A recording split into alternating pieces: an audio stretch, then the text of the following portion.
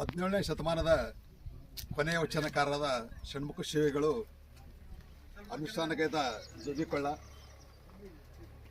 ತಾಲೂಕಿನ ಕೋಕುಳ ಗ್ರಾಮದ ಒಂದು ಭೀಮಾ ತೀರದ ದಂಡೆಯಲ್ಲಿದೆ. ಈ ಒಂದು ತಪೋವನ ಜಾಗದಲ್ಲಿ ಪ್ರತಿದಿನ ಗೋಮಾತೆಯ ಬಾಯಲ್ಲಿ ಗಂಗೆ ಹರಿತಾಳೆ.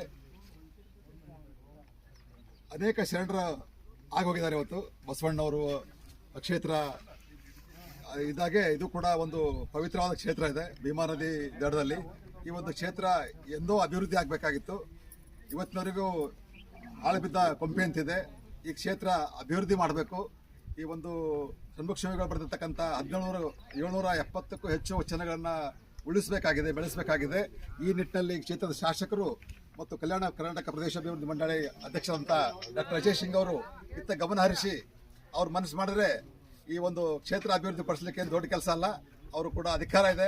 ಅವರು ಈ ಒಂದು ಅಧಿಕಾರದ ಅವಧಿಯಲ್ಲಿನೇ ಈ ಒಂದು ಕ್ಷೇತ್ರನ ಬಸವ ಕಲ್ಯಾಣ ಮತ್ತು ಕೂಡಲ ಸಂಗಮ ಮಾದರಿಯಲ್ಲಿ ಪ್ರಾಧಿಕಾರ ರಚನೆ